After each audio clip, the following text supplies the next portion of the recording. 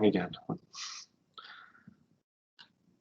So here I'm just reviewing the run macro and the BAM systems. But inside the BAM file, you have the number of all the macros in the order that they run in, followed by the defined variables macro. This would be typically complete the system. And once this defined variables macro runs at the end here, if you look at the top of it, it's opening up that forecast database right here, and then populates, basically adds some index information for every single variable in the model. So when that is run, you can then do a variable index. If I look here, where am I here? Sorry, create base index under Files tab. Here, when the information is populated, you would do create a base index. Right now, we're looking at the test base. So let me open up our forecast database. So you just choose that base that you want to run the index for. So there's different levels of detail you can run there. And if you look at this file, there's names, medium level, and then a detailed level. And you can see there's a bunch of information in this file. Obviously, the names component would just give you the definition of the file. It's just that first component here, sorry, right there. We then, if you did a medium base index, it would then give the units that data is listed in. So whether it's in millions or it's real millions, so that kind of information would be in there as well. And then, of course, the source of that data, we try to populate as much as we can here. It's not always absolutely correct because we are sometimes changing our data sources on this stuff, and there's a lot of information here. But most importantly for you guys and from every user, and including myself, you're just looking at what is this variable. So you really just want to know what the name is here. And then, of course, you have other information like, is it determined in the model? Is it endogenous? Or is it an exogenous variable and being set by the user? So you'll get also a lot of exogenous variables, of course, that kind of stuff. But when you run that index, say we just did a name index, so this thing will be blank, of course. This is the end result you would get here, and you'll just have a list of all those names. So this is, like I said, this is one way of doing it. You know, given that there's so many variables in the model, there's a lot of panning required here to find what you're looking for. So there isn't quite a search function in this list. It really just dumps out as a list. So you could then save this as an Excel file on the bottom here. And then you could search it that way within Excel. But again, you know, for myself, I just pop into the macro file and search it that way using Control F in Notepad++, for example. You just then put in your variable that you're looking for, find it, there you go.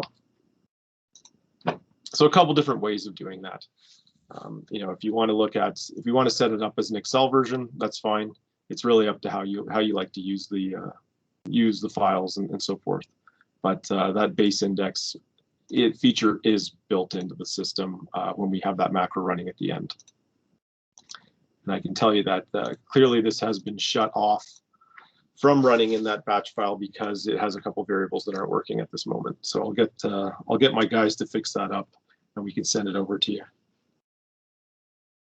I'm sure we already did this, but sometimes we lose the file or it didn't get copied into the this current version of the model. But it's certainly not a problem getting that working. Okay.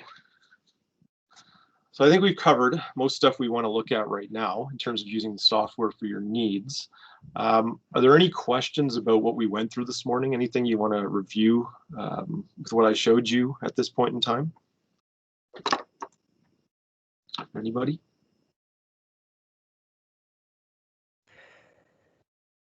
Hi, Aaron.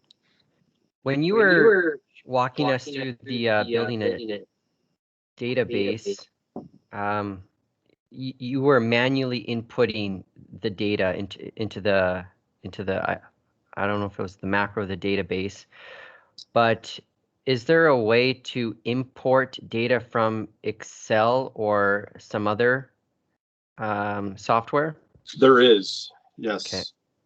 We typically don't use that version. It's a very old method. I would certainly recommend you guys set your stuff up to paste in as update commands. Where is the importing system? You know what, Thomas? I haven't even done that in a long time. I might have to review it. And we can go through it after lunch, because that they cover that in the tutorial. That's why you're asking, right? You probably did that. It's where you move data in and out of a spreadsheet file. That's correct. Yeah. That's like the option spreadsheet section. Yeah, it even says in the documentation to not do this. Sorry, within the tutorial. Yeah, this is there, but don't do this. Yeah, right. It doesn't recommend it. It's you know, this is an old maybe in the 1990s people use that more. So that would be in our spreadsheet option here. Right. I mean, the spreadsheet program built in here is quite limited. I would say the spreadsheet control built into this software. And the reason we haven't really made a major investment in that is because nobody really uses it. We actually have a new version of the software coming out. We've been working on, and what it'll do for you is it adds a lot more of the Excel functionality to it. So, for example, highlighting a component here like this, it'll give you the average and, you know, the summation, that kind of stuff. If you're familiar with the Excel stuff, right? You can go in here and select some information, and you get your sum at the bottom, you get your count, and you get your average, all that kind of stuff. Because I find that incredibly helpful, just to find out what are we looking at for average annual growth for the next 5 years, things like that, without me having to do a statistics in the view variables box, right? That kind of stuff. So if I did, for example, percent change in YGDP-MN, that's your real GDP at market price, looking at 2020 to 2024. You know, to get my average, I'd have to go and do this type of stuff, or I could put in AVG, that function. I want to know that would give me the average level, of course, if I did it that way. So I would have to do the statistics and then pull it from there. Right. So if you once we add all this spreadsheet functionality in here, you'll be able to just go like that, highlight it, do that kind of stuff. So we have some improvements coming, and I believe we might be increasing the font size again a little bit, because you know, if you're working on a smaller screen, I'm not sure what size monitors you guys are operating on right now, but I use a 27-inch, so it's not so much of a problem. But when you get on smaller screen size, you end up squinting quite a bit when you're looking at all these tiny variables, right? So that can be a bit of a problem. So we're trying to improve that kind of stuff in the next version that will be released probably in January. So I can send that to you once that's ready. Does the software do matrix manipulation? It does not. Like inverting and like okay, just curious.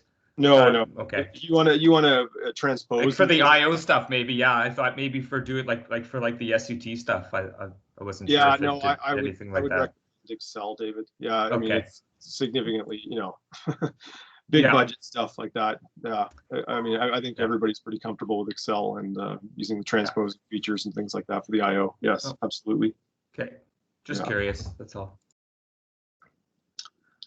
Okay, so I'll get a note there. We can look at some of that, the older method of updating variables if you want to try that way of doing things. I haven't used that in 20 years, frankly. So sorry, just to go back to that then. So how would you guys typically update the data for the variables? Okay, I can show you an example of some of our stuff. Let me look at demographics, for example. Here is our September update. Is this the right one? I want this one here.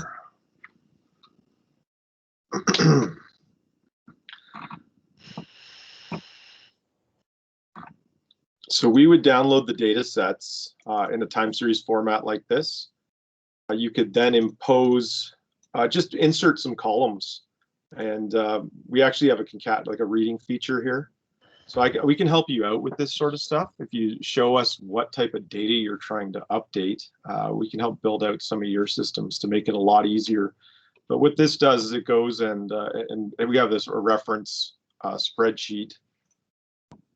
If I can find it, I believe, where's the path on it? Essentially, there's a reference spreadsheet here. You can see it goes in, gets these data templates, and it actually populates all the variable names for us that we then put, as if you know the update command, how it works, update variable name, start year, then we can have the entire time series data here, and then a semicolon at the end. So we would just grab this stuff as a giant block all the way to the bottom, copy it, and throw it into a file like that. And then you could just go at the top here and say close star, open W, just call it, say it was called demog, the database, or maybe even a CR base in this case. Create the base, open the base, and you don't need any dates because you're using update commands where the dates are already being determined in that command. And that'd be it. You could just run that file. Your database is created and populated just like that. So that we typically use that method for all of our updating systems.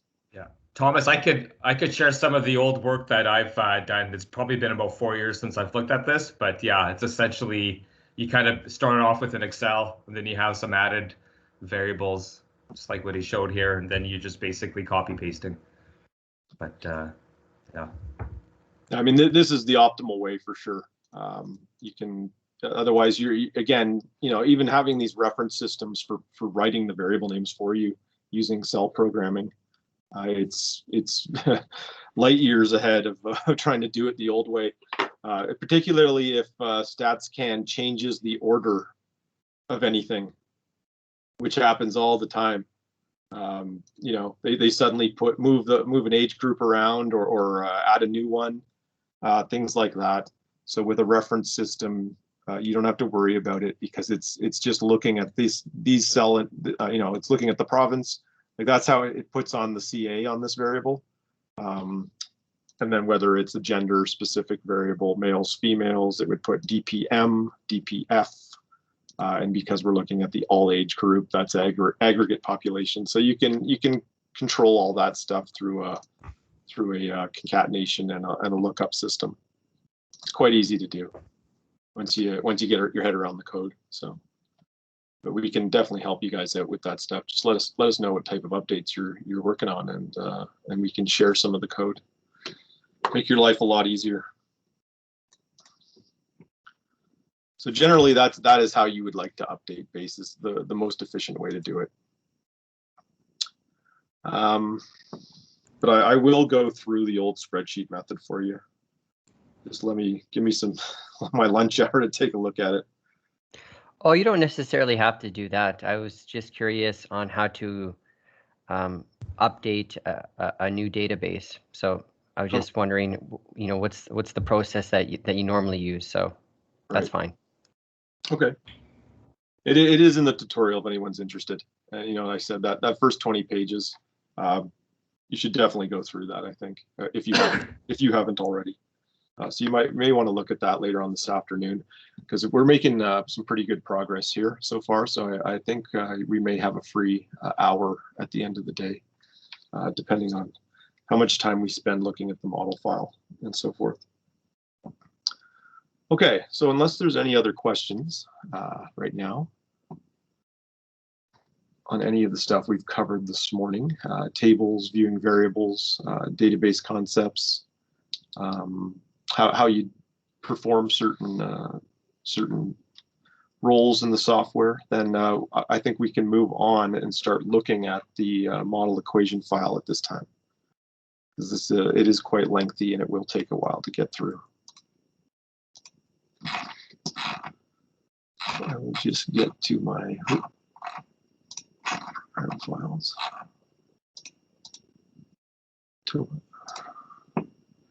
Okay. So if you don't have the model set up, it is the EQN file extension file, if you haven't looked at it. So that's one way of looking at it. Another way of opening it is within Forecast Gear, you would say Models, choose your model, and you should have the MN202 in there. You could then say Models Edit. Alternatively, you could select the Edit button just here in the Models box. And I'll move to the top. Okay, so the first thing we do in here, we break the model apart into the demand side equations and then the supply side equations as we get through the file. So we'll start looking through some of the components here of the demand side, and if we try to order it based on your C plus I plus G type stuff, X minus M. So it is somewhat in that order, at least the C and the I to start you off. So looking at the consumer consumption equations first. So we have our aggregate consumption, C, looking at, this is real, so we're dealing with the price deflators, but we model consumption here by component. And we've actually, since 2014, when you had the last version of our model, we've broken these categories down into more detail by differentiating sort of the non-durables and some of the service sectors, and also the durable components. So looking at here, so starting off with the durables, CD, that is, we've actually broken apart motor vehicles, and then we have durables other. These are our two main categories now. So the way to look at the variables in our system is anything with a $sign on it is a nominal variable. If there's no $sign, we're talking about real stuff here. So first off, looking at the motor vehicles. So here we're looking at sort of per capita spending. So we've got some lag variables in here built into the equation. We have other drivers would be our permanent income. So a Y variable is an income variable in this model. You may want to note some of these things down. So of course, C implies consumption. Y is any income variables will have a Y at the start of them. Any demographic variables are going to have a D at the start of them. Price variables are all P's. What else can we talk about here? And then there's obviously some specialized variables here, but so I'll just go through some of these and you guys can ask any questions as we go. So we're building in some permanent income components. Obviously, stronger income is driving up your motor vehicle purchases. We also have price factors in here, the relative price of these vehicles compared to the aggregate price deflator. We also had, and then this is some looking at trend variables in the price changes. We have the real interest rate. So RTB3 is your T-bill, 3-month T-bill interest rate. Using that as our benchmark rate in these models, and that's relative to expected price inflation. So there's your real interest rate component, and then we also have a consumer confidence component. You'll see this in a lot of the equations, and that's your unemployment rate and its deviation from the normal rate in the province. So of course, things are if your UR is tightening closer to your normal rate, or actually falling below it, you have a very tight labor market, you'll get some positive impacts on purchases, of course, is the idea there. So you should see this a lot. And then we always have what's called a Z variable in our equations. And that's really your adjustment variable. And that's what you guys will be tuning or making adjustments through in the macro files once we get into them, probably this afternoon. So after motor vehicles, we also have the durables other components. So you'll see similar components in here driving these equations. Now these, you'll notice there's coefficients on them all. So these are of course all fitted equations by us, and we refit these every couple of years. But we tend to find that the coefficients don't change that much when you do refit them. So they're relatively stable I had a question about just in general. I guess with COVID, do you find that this year's been an anomaly with all of your coefficients where Absolutely. I mean you have to essentially throw history out the door because Correct. Yeah, yeah, no, you're absolutely right, David. We're having this conversation with Ontario Finance as well. okay. You know, they've had to shut their stuff off, so we're having to do a lot of adjustments. Of Yeah. course, big adjustments this year, and we're even extending them over 5 years. There's probably more adjustments in the model in the forecast this year than ever because of that, right? Okay. And especially with the federal income supports, which have really messed things up. They've put it, some of these equations just aren't working properly at all, given that there's been, you know, I mean, the fact federal income support provided than losses of labor income, if you've heard that story. So they've just given away so much money that it's really messed up. I mean, because your personal income growth has actually been growing in these malls. That's what these malls are showing. And the household savings rate is like it's like a 30-year high or something like that right now. Is what I'm seeing. So it's just a real head scratcher. So I don't know. I'm hoping to learn more what you're seeing, because that will help with our 2020 estimate, because essentially history's garbage for some of this stuff, definitely. Guessing. Yes. Right. Sorry. Anyways, yeah. That's okay. No, I'm. You know, this is what we should be talking about. This kind of stuff as we go. You know, we found that our models tend to give us the right answer. We found, and when we started plugging in a lot of these transfer payment data back in June, and this was before the federal government published their quarterly account numbers, right, on those transfers to households. We were getting positive income growth on personal income, and we were just saying, is this right? You know, like it's just amazing, right? And then finally the data came out, and the models were showing the right answer. It's incredibly interesting how and they then with wage subsidy too, how that factors in, and then of course. And how it relates to the expenditure side, and right, the hours have been all messed around, and of course unfortunately another deficiency is that we don't have the wage by sector, so the aggregate wage impact has been. And in Manitoba, if you gave me $10,000 and said to go spend it out in public somewhere, it's impossible to go buy a car or like anything right now. So is that right? You can, like, everything's been closed for the past month. Yeah, you're right. You're restricted. So you can't just go anywhere and buy something. Like, you can't go to Costco and buy a car from there, like whatever. I mean, it's just like essential right now. So that's an added perk. No, I mean, you can still buy it. You just have to go online. You have to buy your car online. You can't go to the car store. Go ahead, yeah. Just might take a while to deliver it. That's all. Yeah. Yeah, no, I mean, certainly a very unique year this year.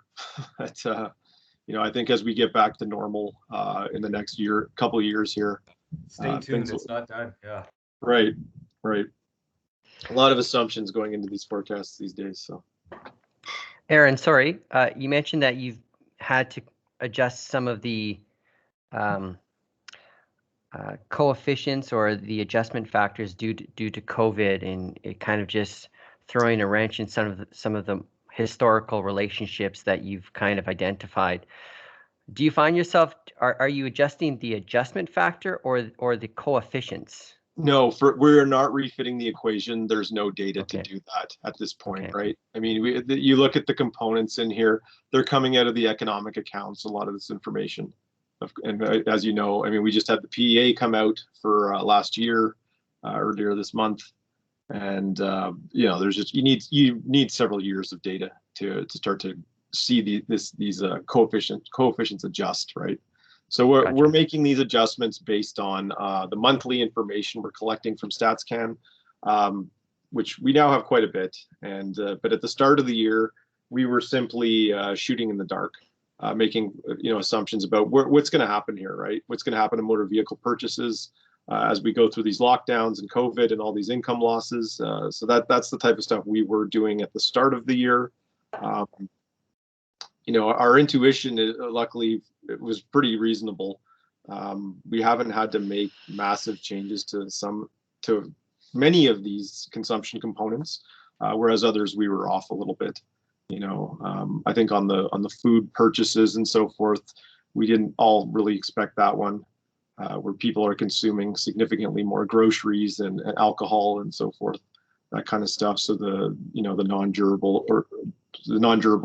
have been actually increasing or growing this year, whereas you're seeing significant service expenditure reductions and then durables, of course, as well, and some of the semi-durables along with that as well, because of the you know, being clothing and materials. We're seeing that in the retail sales data. So really, no, I mean, the quick answer there is we're just using the Z variables at this time, Thomas.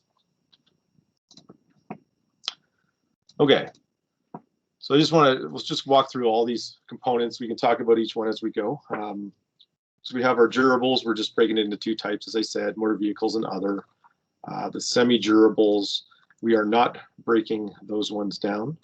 But on the non-durables, we are modeling electric power purchases, gas purchases, and that's not fuel. That's not gasoline. That's natural gas in this case.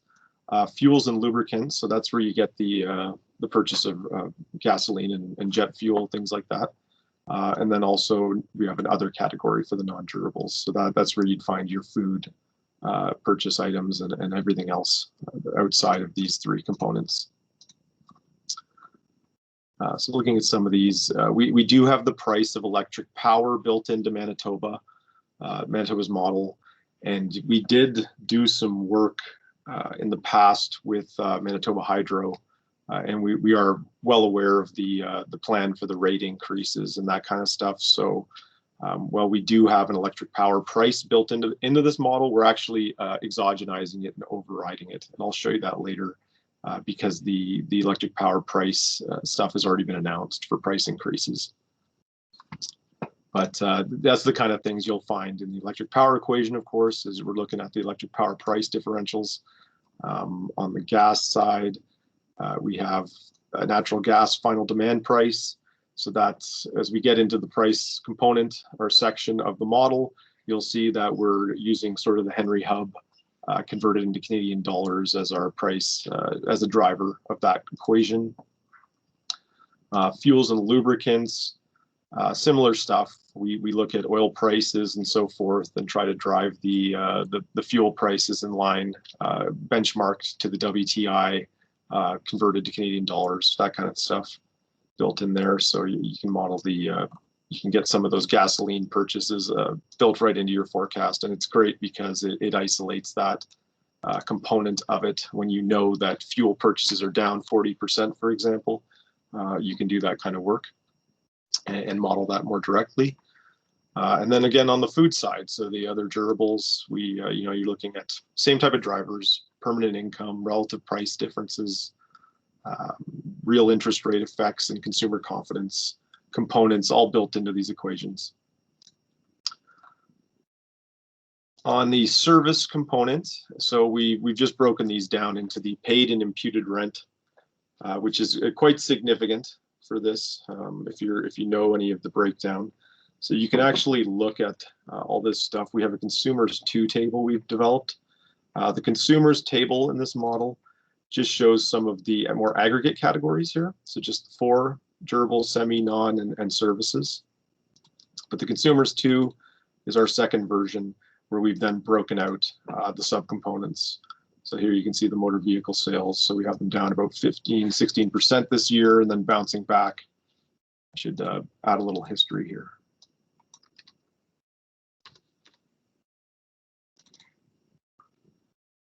And look at where you came from.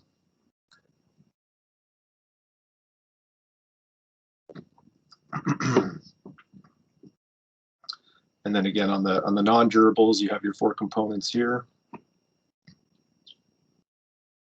So we have some gas reductions.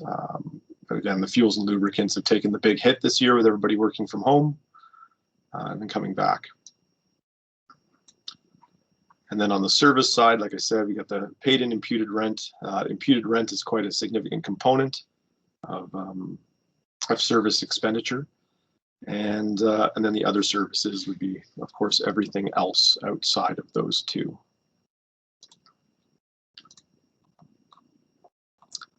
So lots of reasonable amount of flexibility there. I think that is the extent of the detail we were able to add to breaking out these components, and that's because we are, of course, limited by what Statistics Canada provides us.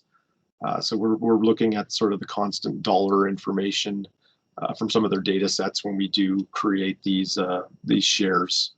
So what you're actually looking at here is these top line items are right out of the economic account data.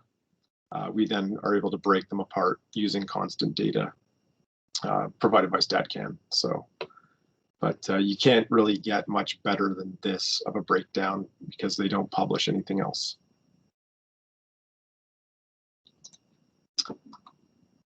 Okay. This is where the focal points get a went up because we get we get all this I don't know, there's like 700 and something expenditure line items.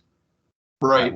So we get we get the current dollar and price. So you get all the secret data that we can't get. Yeah, well, we could just send it to you, and then you could have a better model to help us. I don't know. We could always look at doing something like that. Yeah. Share my screen briefly, and then you're reliant on your updates, though. So, anyways, there's options there, of course, if you have access to the information. Okay. So after you get past all the services, we also have a retail sales component in here. This is what we call sort of a dead end variable.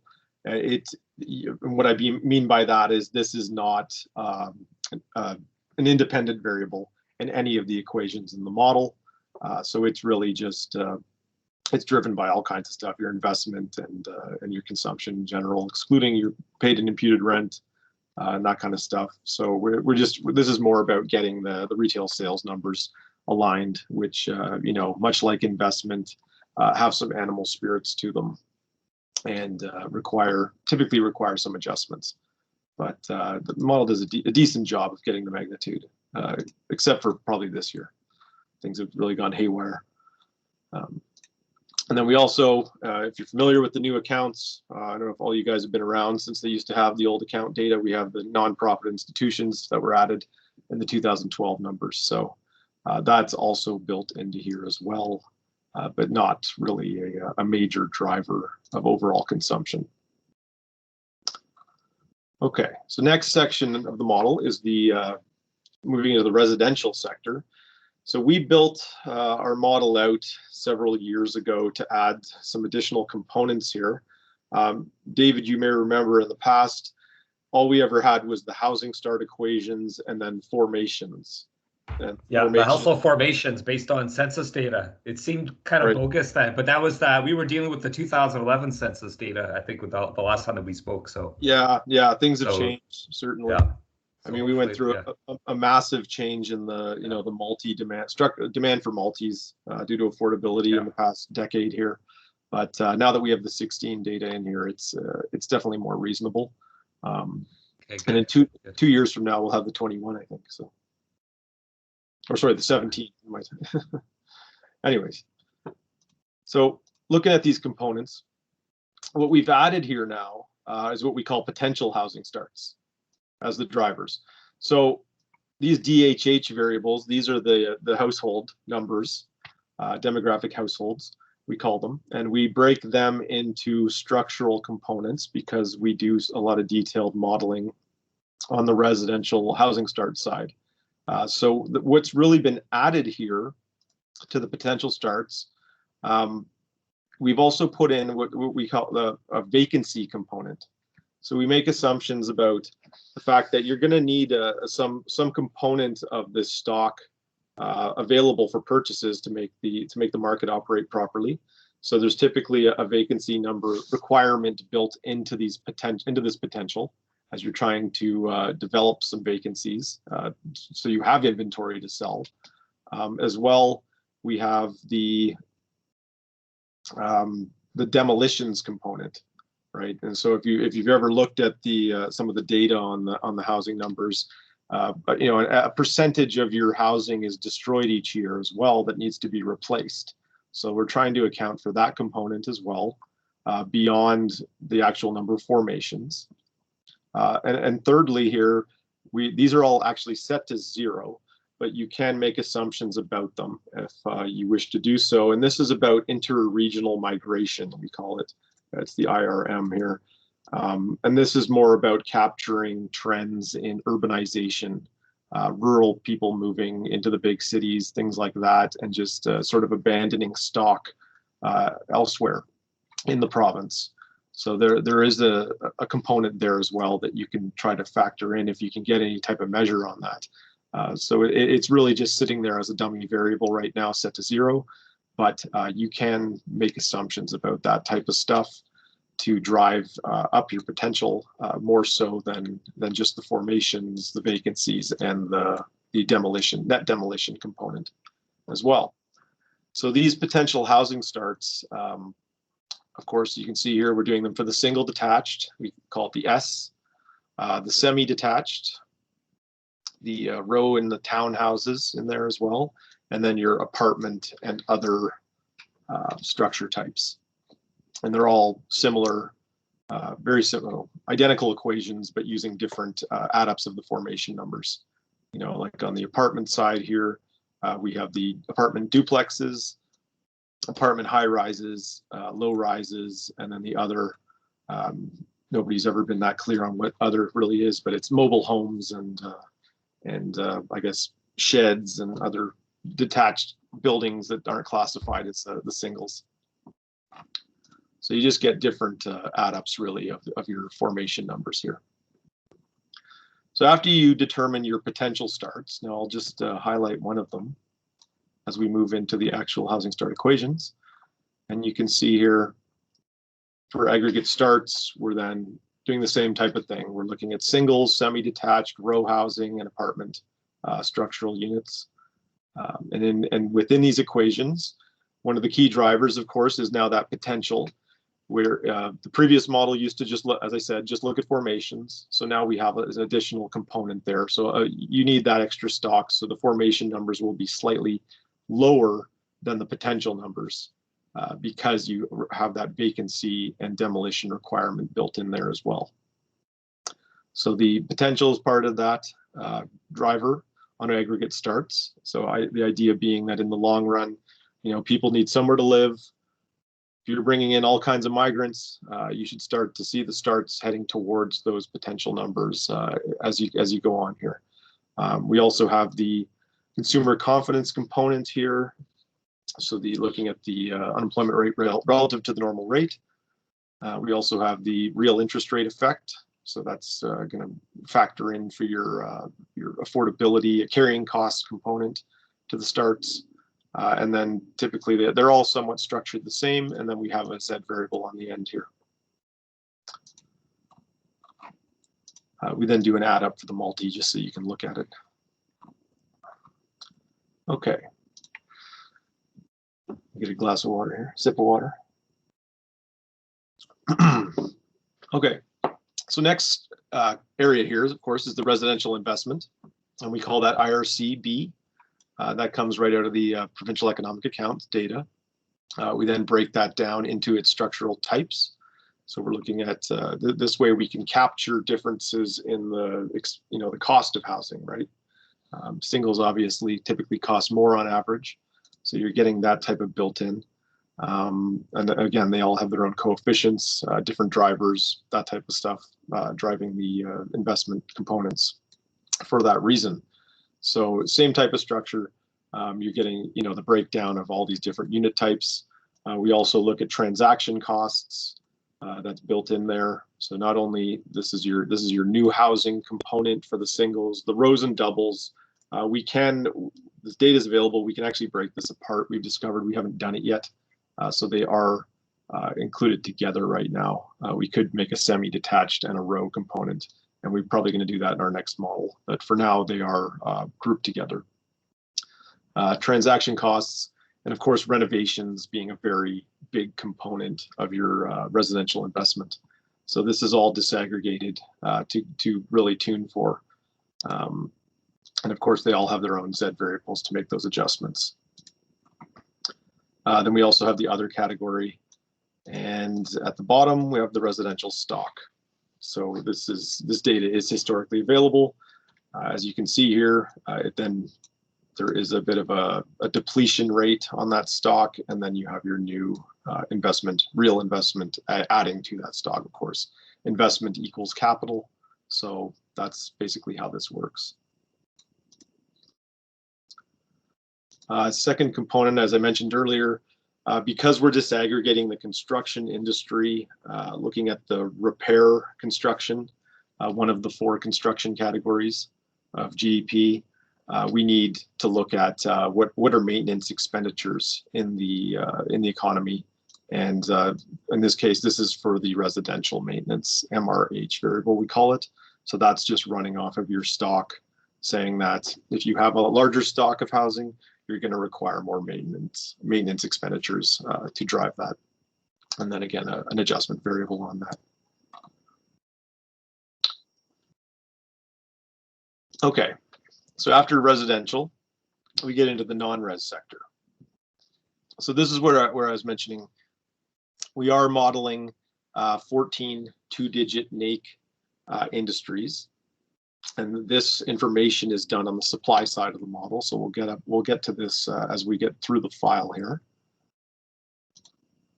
But as you can see, again, agriculture, other primary, utilities, construction, manufacturing, trade, transportation, warehousing, if you're familiar with all your industries. So we add those up. So this is really on the right-hand side here, this is fixed capital stocks and flows data.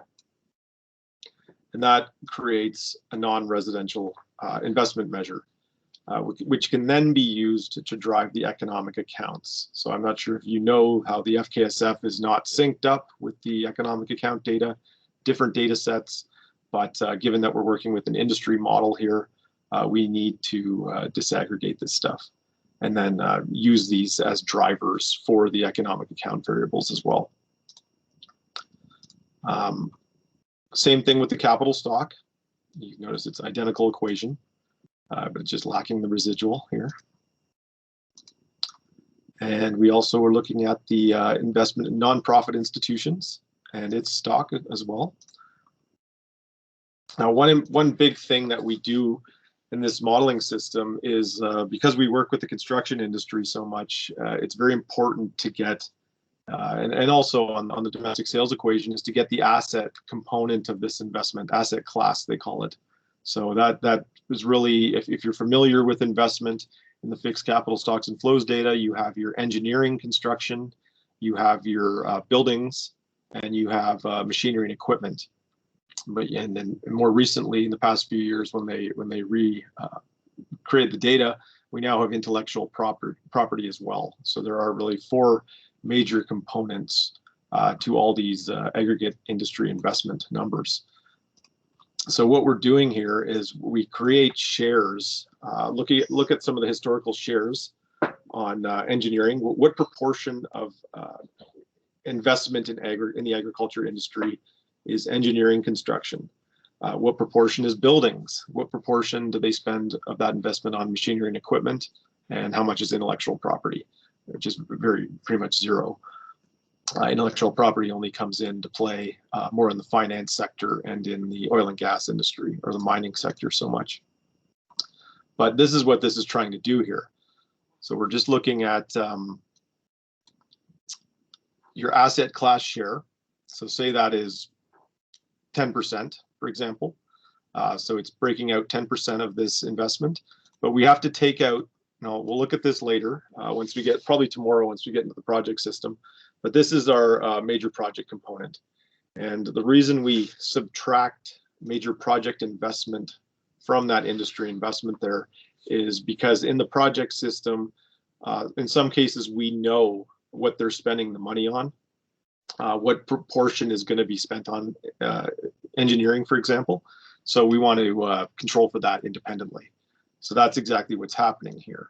You go through all these sectors, subtracting all those major projects out where you know the actual expenditure. We then put it in independently right here at the bottom. So that IMPEC is just a summation of all of these going down. So that's all these equations are trying to do.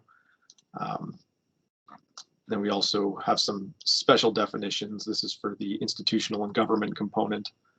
So we try to isolate some of these categories as well.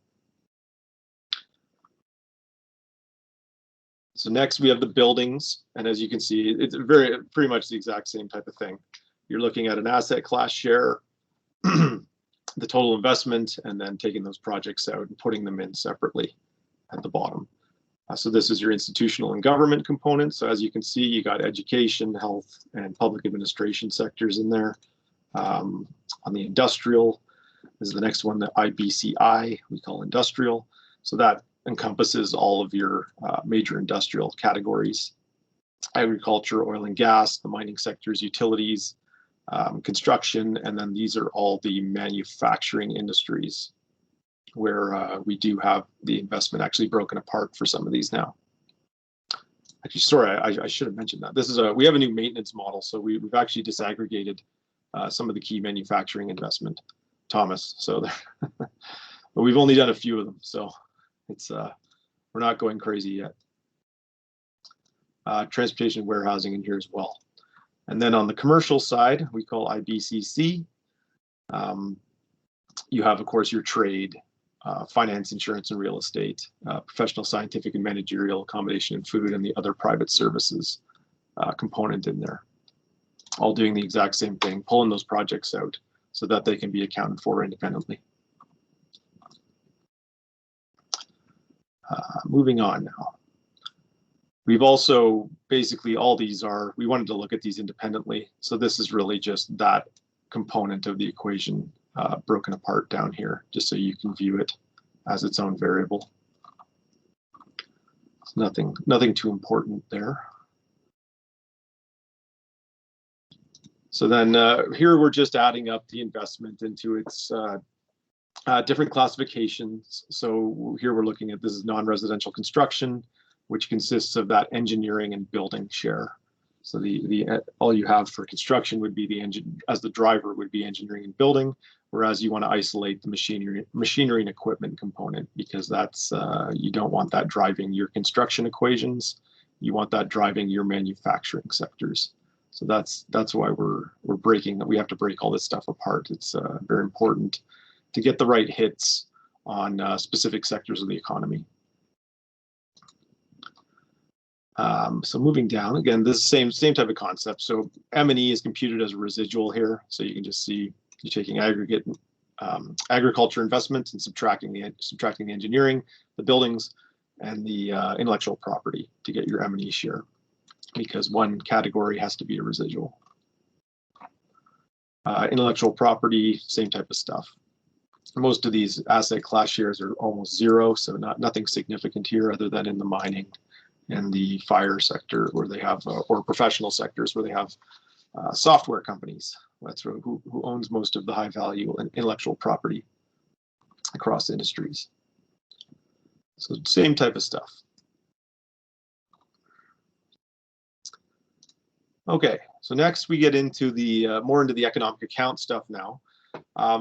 So one way of reading some of these variables in our model, you'll get more familiar with them hopefully over time, is anything with a B on it is typically coming out of the economic accounts. So we have the INRCB, IPEB. So this is plant and equipment investment, if you know your account numbers. And what we do here, because we have a supply side industry model, and it's using fixed capital stocks and flows data because that's what is made available to us, we have to use D-log growth equations for a lot of these things. Well, for all of these, as you can see. So this is taking the FKSF industry investment data over to the right here, and we're growing that plant and equipment on the PEA basis because there are different accounting frameworks. So you get a lot of D-log equations, and that's how we drive the aggregate plant and equipment. Machinery and equipment data out of the economic accounts, same type of thing. You're taking the PEB and subtracting the construction from it. So just a lot of really economic accounting identities here built into this section here as we go. Again, anytime you see a dollar, we're talking about nominal numbers. So these equations will have price deflators multiplied times the real estimate to get you your nominal numbers, if you were curious about that.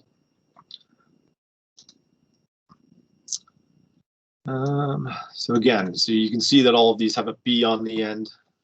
So if you check these numbers, you'll see they line up exactly with the economic account historical data. Then they're growing with how you tune your forecast. So the industry investment tuning is pretty important.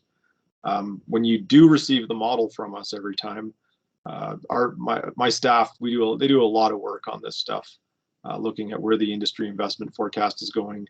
You know, of course, you'll be in a good starting point when you receive the system from us.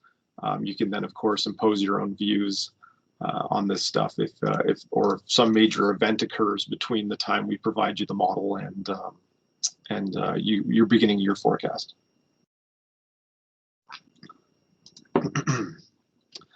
So again, getting that intellectual property, and then finally the nonprofit institution component of the PEA. This is our new maintenance and repair stuff that we're trying to model, and why we disaggregated some of the manufacturing investment, because we're doing some work with the construction industry, and we want to work on some of the major shutdown turnaround work that happens for some of these heavy industrial sectors.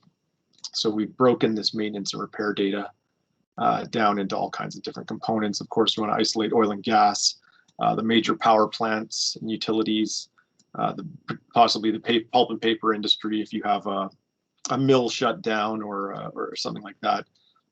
Petroleum and coal would be for refineries. They, of course, need to be shut down and cleaned. Major petrochemicals or any type of chemical plants. We do primary metals, which isn't so much of a factor with the Thompson smelter closures, but it's still in here nonetheless. Other manufacturing, and then what we call other industries, the OI. So it's just a sort of a catch-all for every other sector in the economy, which is very, very, very small. Okay, so looking at the final domestic demand numbers here now. Just gotta get some notes up that I had made. So your final domestic demand equations, all built in here. So what this is, it's hard to read it, but if you take at least one of these components apart, all we're dealing with here, this is a chained growth equation, chain Fisher growth equation, price equation.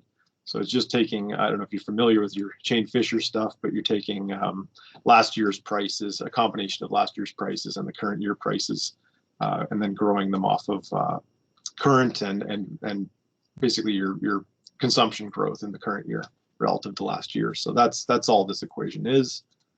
Now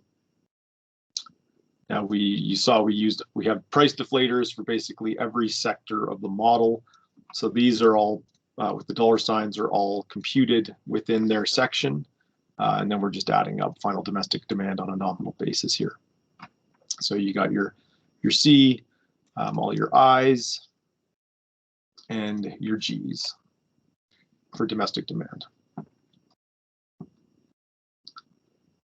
Okay, so another piece of this model, importantly for the trade equations by industry, is these are your export shares. So it's what we call a weighted average rest of world. So whenever you see ROW, it's rest of world, and that's real GDP growth. So these assumptions about your international trading partners and the rest of Canada, for this matter, the rest of Canada one comes from our provincial modeling system. So you can make changes with that stuff if you want. If you want to make assumptions about how fast or slow the rest of the country is growing in its GDP, this would be the variable right here, ROI GDPCA. But also we have, of course, our assumptions about US growth. We also include the European Union in here. We have China, and we have Japan. Now, so this equation was built to capture most of your largest trading partners. And I have some trade shares to show you. These are from the Industry Canada data. So we update these as they become available. But as you can see for Manitoba, you're still, 19, you had 75% of your exports were going to the US, Japan, another 3, and the EU, another 3. So, of course, the summation of that, you got over 80% captured here by the growth in these economies. China's adds another 5.6 apparently there. And then we also been looking at some of the other South Asian countries in here just to see how they're growing, because we have seen some of our exposure for some provinces changing on these components. So the way to read this equation is these are proportions, the RXSs. So this just would be that would be your 75% exposure to the US growth rate assumption. This would be your, I think, was it 6% or something, or 3% for the EU. So it'd be your 3% of their growth, 6% of China's growth, 3% of Japan's growth, and then 1 minus all of those. We assume the rest, most of it is going to be driven by rest of Canada growth.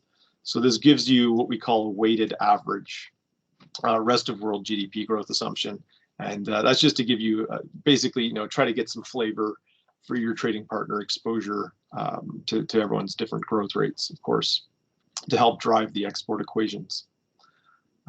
We also have this same type of concept on the prices. So here we are collecting assumptions from the World Bank and so forth, all various forecasting services, international forecasting services that we put into our Canadian model. And that will give you your price inflation assumptions. So they're GDP deflators in this case. And again, you're trying to apply that to your trading share or your exposure to those economies to give you a trade-weighted price inflation estimate as well. And of course, that's important to see how fast prices are growing domestically or costs are growing domestically relative to your trading partners to help drive, imports or exports in that case. And we'll get into that when we get into the industry equations a bit more. We also have a trade weighted exchange rate here, as you can see, and the same type of concept. You got 75% to the US currency, EU's currency, and the Japanese currencies. So that we get this trade weighted exchange rate component in here to help drive the trade equations by sector. We then have the inventory component. This is really just a fitted equation looking at some of the historical inventory data. So you can play with that. This is more of a specialized adjustment that you guys will have likely access to the quarterly account data, right? That your government puts out. So you have a much better idea of where your inventory numbers are going than we would have. But you can, of course, account for those differences to get your GDP estimate better by accounting for those inventory changes, whether they're building up or being reduced as the year goes on. So, but in general, the inventories typically build or deplete, I think, in the good times here, and vice versa. So you can take a look at those equations, but you may want to be adjusting them, of course, when you're producing your forecast.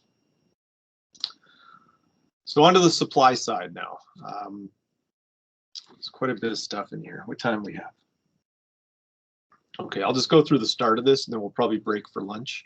And then we can get into the price sector, which is it will take a while to get through.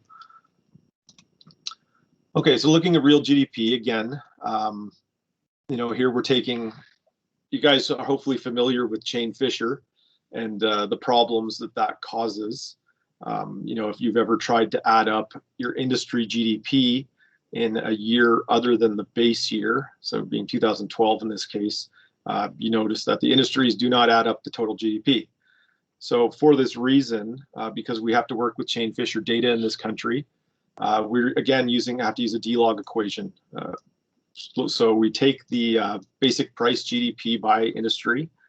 We then are growing the aggregate GDP with that. So that's all that's happening here. So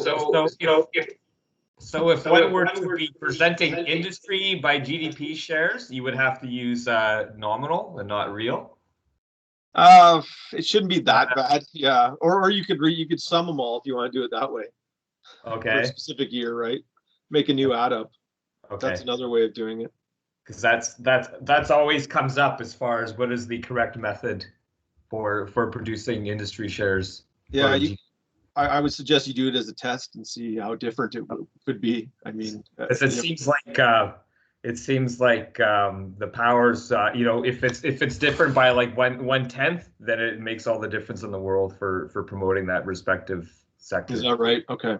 Seems like it, but yeah, I don't know. Yeah. Well, you may want to just add it up and make your own new summation. Add up the industries. I mean, if you want to get a proportionate share that sums to one. Add up each sector first, and then do the proportion based on that sum that you've done, not against that presented total GDP. Okay. Correct. That's note. I mean, for us, we would just typically stick with the normal. We're not the 1/10 isn't always that big of a deal for us. But when we're asked these questions, I mean, most economists would just say 14% if it's 14.6 or something. They're just you get just it's okay, fair. So for most people, it's whether it's 80 or 20% is what they really want to know. But yeah, I mean, when you're dealing with chain Fisher, those are the problems we put up with. So okay. Then of course we have our market price GDP as well. So in this case, what we're doing here is we're just assuming we're growing the market price stuff like basic price. So that assumes that the taxes less subsidies are relatively constant between years. There's just no other real good way of doing that. You could always make adjustments if you have ideas about differences that may arise from that. So, but essentially, if you look at our key table here, I go back here. There are clearly some differences between the real GDP and, oh, sorry, not nominal. What am I talking about? I'm looking at the wrong one. This is market price. What I need to show you is this. Real basic versus real market. Basic price and YGDPMN. Probably should have just put them right next to each other. Make it easier for you. But the way it works is historically, they're very close. Some years you can get larger differences, of course, in the growth rates between basic and market price. But over the forecast period, we assume they're equal. As you can see there, that's what that equation will do for you.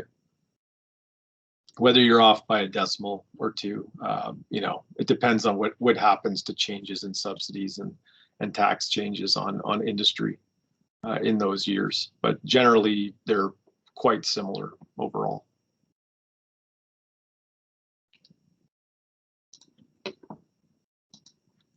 So that's just how the model is set up for the market price GDP growth. Okay. Well, it's noon. You guys want to break for lunch now, and then we can come back where we left off here and start the demographic outlook here?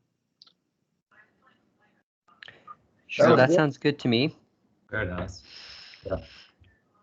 Okay. I will put a pause on the recording then, and hope that it